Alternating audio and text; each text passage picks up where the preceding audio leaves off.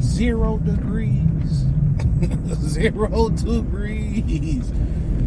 0. My dog walking like Miles don't like to use. Miles like to be meticulous where he leaves the bathroom at. That's one thing I don't like about that dog.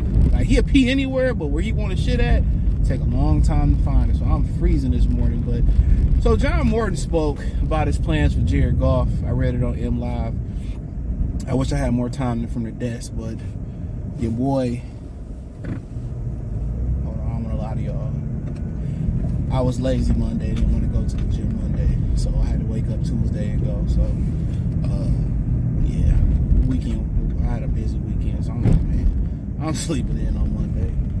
But yeah, I want to speak on what he had to say, and he reflected a little bit about his time with the New York Jets, and he said he didn't know anybody there, he didn't really know nothing, and it was a tough situation to be in, but it's experience that he learned from. And he grew from. He took a lot of experience. Now, what's so funny is I had a commenter, hopefully he subbed, that was a Jets fan, and he said that John Morton actually did a really good job with the Jets given the circumstances, okay? So it was an endorsement. And he said that he learned from that experience and that it's different here because he's familiar. You know, he was here when they installed the office. Now, Woolworth Sports, they do a really good job. You know, shout out to Easy, that's my guy. But they do a really good job in their social media. I'll give them that. Whoever on their social media do a fantastic job.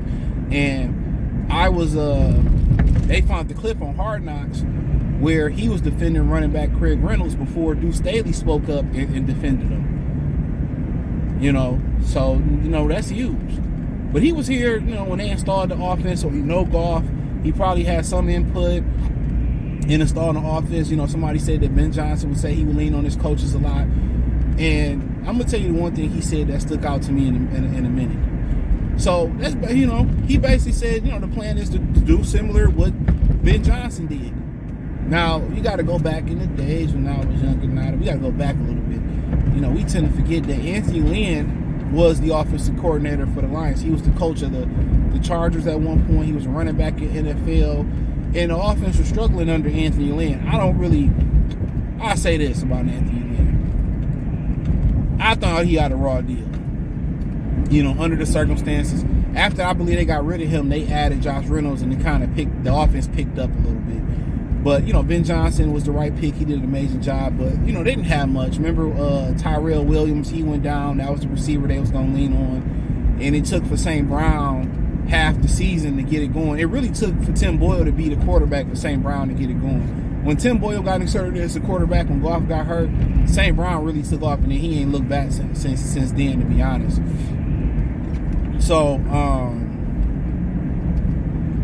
but yeah, so he basically said that he gonna sit down with Jared Goff and see what is Jared Goff like, what he comfortable with, and he says after they form that opinion with Jared Goff, then they will, you know, start to, you know, build the offense. They will build the offense around Jared Goff. You know, they'll go from there. So they're going to take his input on what he likes, what he don't like.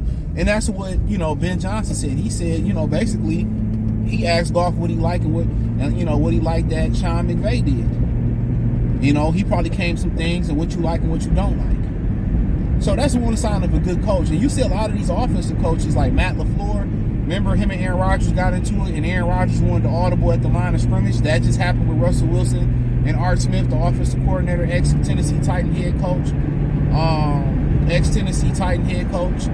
Art Smith. That came out with him and Russell, that Russell wasn't allowed the audible at the line of scrimmage. So you got a lot of coaches saying, well, this the offense, you know, run it. If you don't, you know, run it the way I say run it, or, you know, don't run, you know, or get up out of there. Then you got some coaches that say, you know what are you comfortable with, what you're not comfortable with.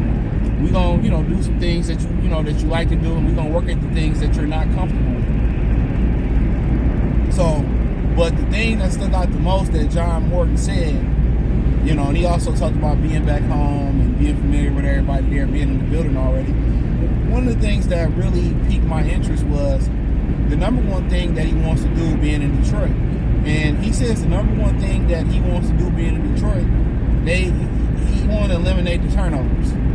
He said, you look in the playoff games, the teams that turned the ball over lost the game. You know, and that rang true.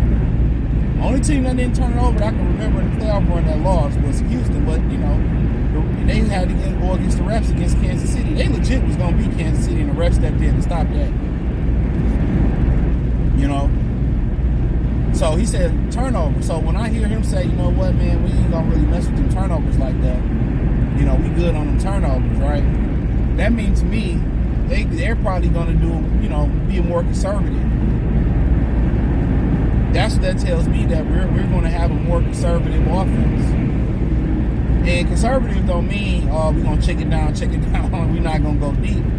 Yeah, conservative pretty much mean probably they're going to run the ball. They're going to lean on their running game, and they're probably going to look and say, you know what, when Goff throw the ball this amount of times, our record is abysmal. So they're going to come in and balance it out more. And I told y'all that's what Dan Campbell wanted to do. We know if we get behind, Goff can sling it around. We know that. We know Goff can sling it around and get hot as fish grease. We know that.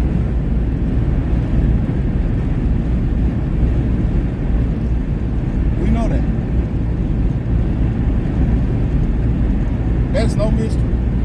But, you know, once you got a good offensive line and you got a good running game, look what Philly did. Philly literally rolled Saquon, no Diddy, to the Super Bowl. And guess what? When the Kansas City Chiefs said, we're going to stop Saquon and make Jalen Hurts beat us one-on-one on the outside, what happened? Jalen Hurts beat them one-on-one on the outside. He beat them one-on-one on the outside.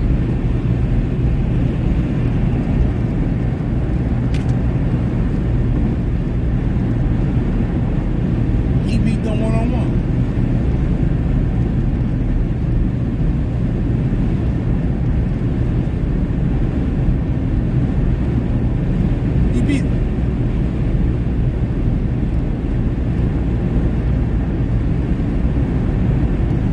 So that's what the Lions are supposed to do. And I think you're going to see the Lions be a little bit more conservative.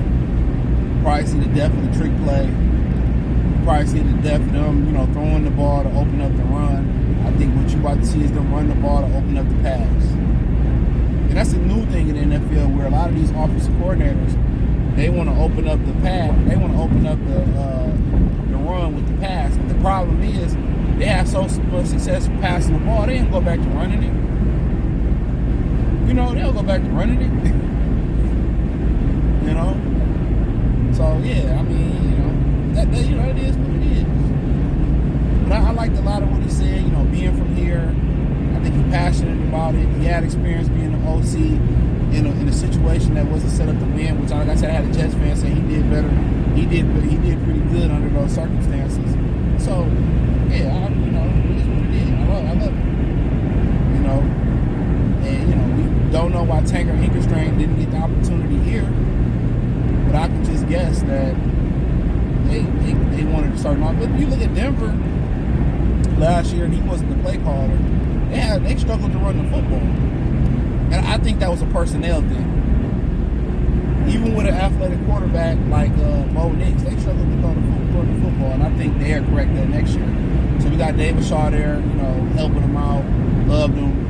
At Stanford, you know, it's pretty much hard to win up there at Stanford. You know, people like being up there.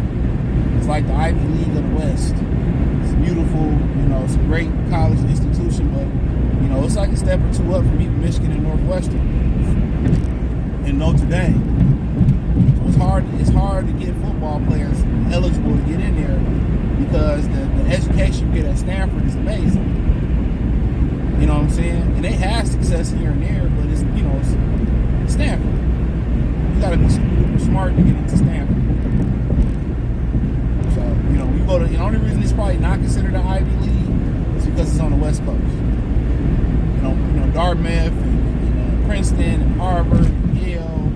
You know, believe it or not, I thought about going to Yale. I got a letter and everything. I thought about it. You know, but I just wasn't. I didn't listen. As far as scholarships and all that, they give away money, man. I would know when I have my child, if I choose to have a child, I would know. I know to do nothing.